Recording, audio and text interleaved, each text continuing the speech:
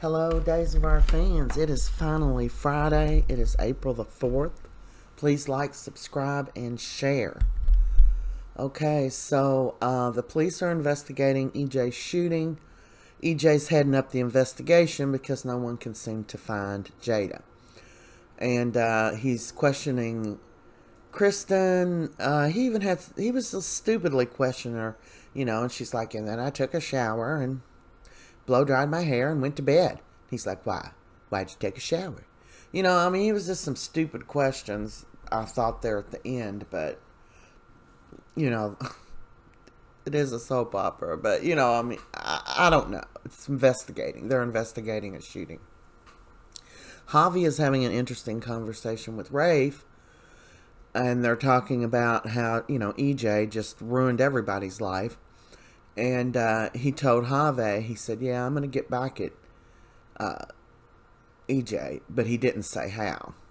Well, this is Rafe when he was planting the hidden mic in EJ's living room, which should have recorded every fight that was had and everything that anybody said, and maybe even if there was any words from the shooter.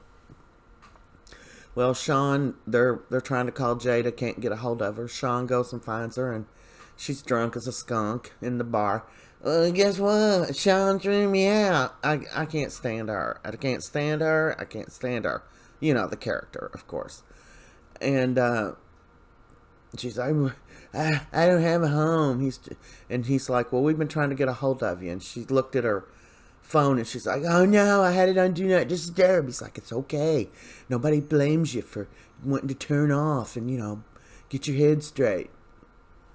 So he informed her what was going on,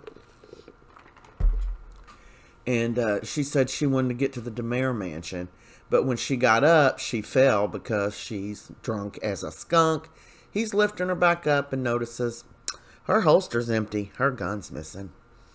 Okay, here's Leo having an interesting conversation with Gabby, and he's telling her about EJ's shooting, and she's like, oh, he got what he deserved. Oh, that bastard rots in hell, and he deserves it. And, Leo's like, well, it's debatable. I mean, I know you hate him, but you don't hate him, would want him dead, do you? And she said, yeah, I would. And then she said, something about his bitch ass, and he's like, what was that you said, his bitch ass? And he's like, can I quote you? And she's like, no, oh my god, don't put that in the paper, people will think I shot him. And he's like, but you didn't, right? And she's like, no. So she's on the phone trying to get information on his condition because she hopes he's dead. And she was saying, come on EJ, die. And then JJ walks up. Okay. Oh, that picture's in the wrong place. Man. That's still when he is questioning Kristen, of course. So Chad's at the hospital because he is just the most decent little brother there. She says he made it through the surgery and he can go in and see him for just a minute.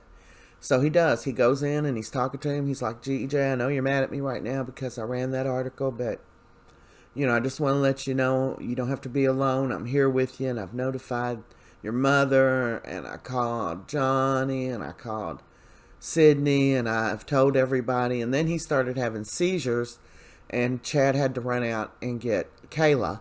And then she came back out and told him that he might harm himself, so they had to put him in a medically induced coma. So EJ is now in a medically induced coma.